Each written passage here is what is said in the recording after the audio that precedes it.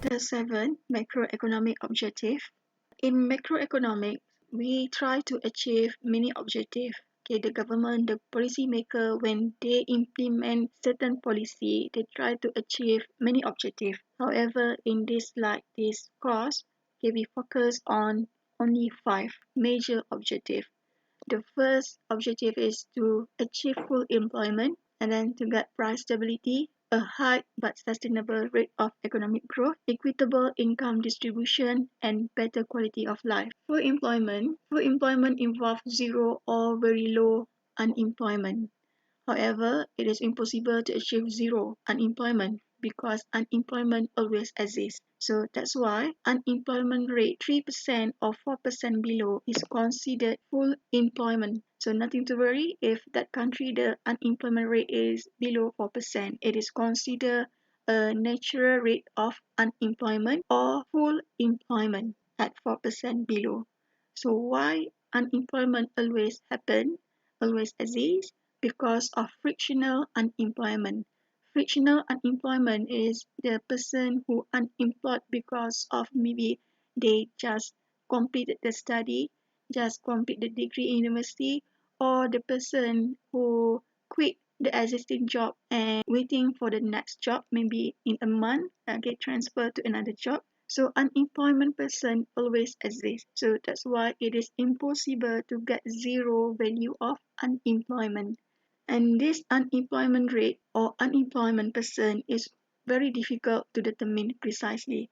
The number, the value, the figure that we get, it is not precise, it's not accurate because there are still in the country a person who unemployed, okay, but we did not receive any registration about that person, so it is not considered in the calculation.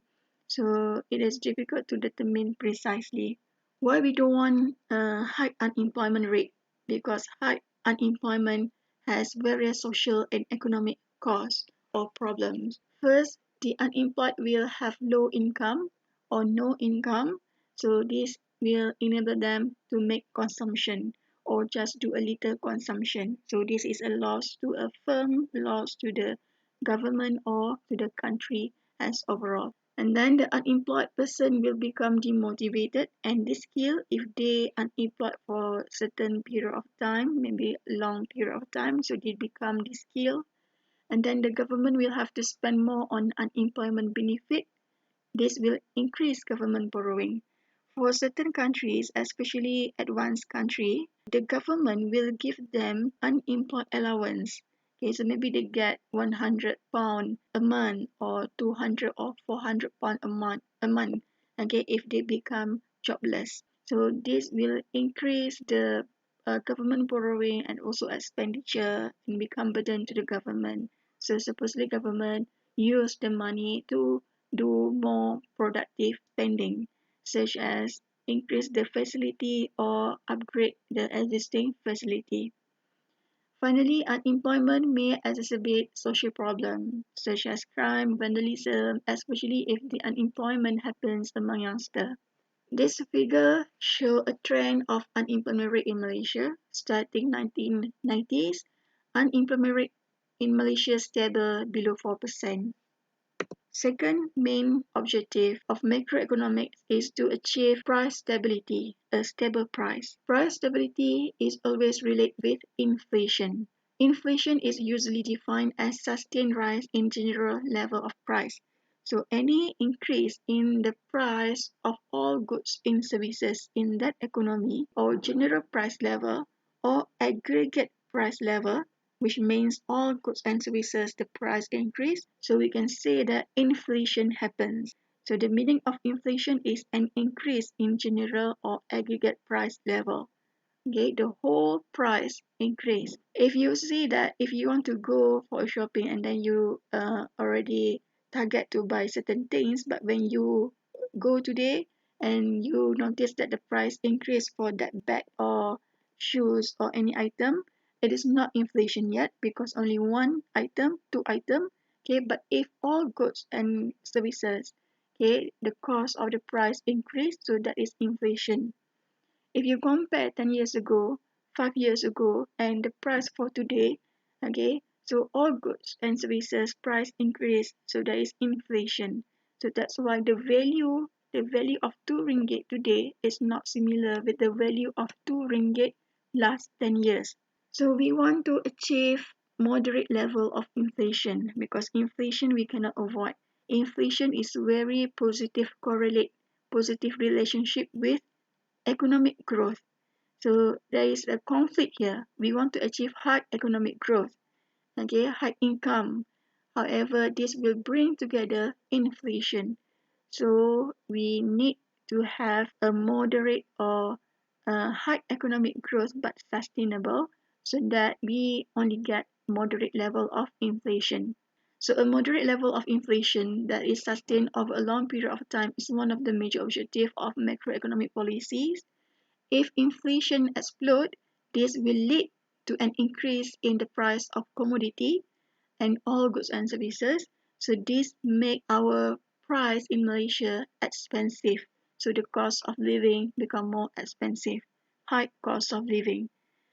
And furthermore, the inflow of money to Malaysia, for example, a tourist, okay, will drop because the cost of living in Malaysia is too high for a tourist. And then if we sell our product abroad, okay, our price is more expensive, okay, compared to other country. So it is disadvantage for us. So our export will drop. Our income, national income also drop. So that's why we don't want high inflation, because our price at the overseas in relative more expensive compared to our competitor. So inflation is an increase in general price level. A contradict version of inflation is deflation. Deflation happens when aggregate price level or general price level drop if all goods and services drop, especially during recession. Okay, kemelisitan ekonomi, economic crisis, recession or slump down in the economy. Okay, the consequences lead to reduced production efficiency and greater unemployment. Okay, during recession, economic crisis, the firm affect more than household, so the number of production drop. Okay, less order from the customers, so they need to reduce the cost, so they have to release certain staff. They need to just maintain a small number of labor, so this make the number of unemployment become bigger. So inflation happens during economic growth is too high. Then deflation happens when economic growth is too low or recession. This is two contradict situation. Inflation rate in Malaysia, this is from 1970 to 2008. Okay, inflation rate is measured by using CPI, Consumer Price Index, Index Harga Pengguna. We will talk later about this in the next chapter. Another main objective of macroeconomics is to achieve high but sustainable economic growth. Why? To avoid inflation problem. Economic growth tends to be measured in terms of the rate of change of real GDP. GDP, gross domestic product, or keluaran dalam negara kasar, which is national income, okay, Malaysia income. So to calculate economic growth, it is a normal growth formula. Income this year minus income last year divided by income last year, we will get economic growth for this year. Okay, so in this slide, I will talk or explain further in the next video, chapter 8, national income. Okay, so maybe you're not see very clear about the explanation here, but I will explain further in the next video. GDP is measured of the annual output. Okay, there are three approaches in calculating national income or GDP or KDNK by using output approach, income approach, or expenditure approach. Sometimes the GNP, gross national product, is used, the term of GNP. This term is the definition of GNP is quite similar with GDP. However, it is not the same. Okay, in the next chapter, you will see what is the difference. And then growth figures are published quarterly, GDP, gross national product or national income. You can get the data, time series data from 1980s, from 1960s, okay, up to 2019 or 2020. Okay, so they have quarter GDP value. Okay, from that quarter, you sum all quarter in that year, you can get annual value for GDP too. Okay, this is the situation of Malaysia GDP growth rate from 2007 to 2010. The next macroeconomic objective is to achieve equitable income distribution. Income distribution, we don't want to face a high gap between a rich person and poor person. A rich too rich and a poor is too poor. So the gap is too large. We cannot achieve equitable income distribution, but at least we want to reduce the gap. Fair distribution of income and wealth for all citizen or resident, and then no group faces poverty while most others enjoy abundance or enjoy the benefit of the economic. Doesn't mean a perfectly equal distribution. Okay, we doesn't mean we want to achieve perfect equal distribution. Okay, why? Because equality provide no incentive for people to work hard and improve their skill. Okay, our country is not a communist country, okay, or socialist country. If we do the policy to make a perfect equal distribution, this make the firm, okay, less motivation to work hard because the gain they get only similar with other person. So that's why we need equitable income distribution, but not necessarily perfect. At least the gap between rich and poor is not too large. And then equality is bad for growth and progress, of course.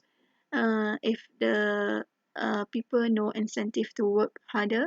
For the case of extreme inequality, majority of the population live in poverty, okay, and only few live in a very rich situation, and then cannot care for and educate their children because too poor.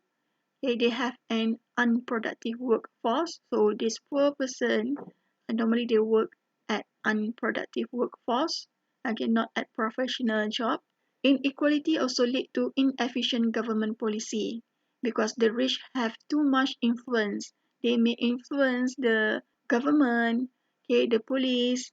Okay, so the government acts to protect, for example, the government acts to protect their wealth instead of promoting growth for the country.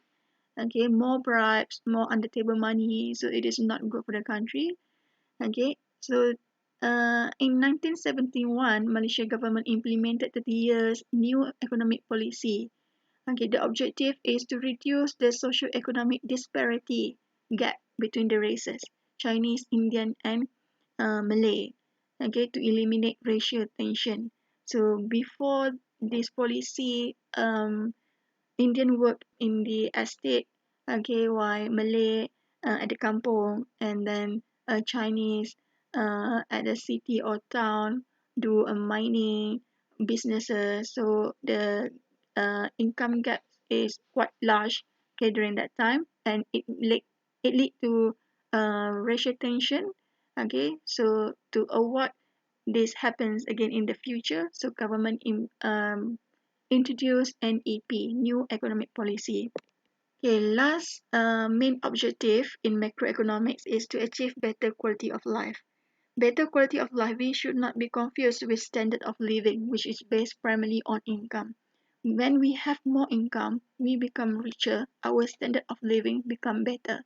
We can have better house, better vehicle. Okay, so that is standard of living. Okay, standard indicator of quality of life. This is better quality of life, not standard of living. So the standard indicator is the wealth and employment. So you have a job, okay, the built environment, physical and mental health, okay, education, recreation, leisure time, and social belonging. So this is the quality. Okay, we're not focused on standard of living, but the quality of the life of the citizen or resident. Also frequently related are concepts such as freedom, human rights, and happiness. An increase in the amount of goods and services, which is better standard of living, does not necessarily mean better quality of life if there is more crime, more pollution, more floods, more diseases, less green, and others. Okay, so that's why we not focus on better standard of living, but better quality of life. In order to achieve the macroeconomic objective, the government can implement public policy. There are two types of public policy, fiscal policy and monetary policy, okay, and also direct control. Sometimes policy aimed at achieving objective may be in conflict with another objective. It is not easy for the policymaker and also do with the government, okay, to achieve all macroeconomic objectives simultaneously. Okay, it is not easy because there is something that you need to sacrifice in order to achieve something else. For example, if you want to achieve high economic growth, so you cannot reduce the inflation. Or if you want to have high economic growth, it will lead to pollution, more pollution. So quality of life will drop. So it is always have a conflicting with each objective. We want to achieve full employment and price stability. We want to achieve steady economic growth and external balance, achieve steady economic growth rate and better quality of life. For example, one of the conflict is we want to achieve steady economic growth rate and balance in the balance of payment. Balance of payment in the last chapter, chapter 11, we will cover this one in details.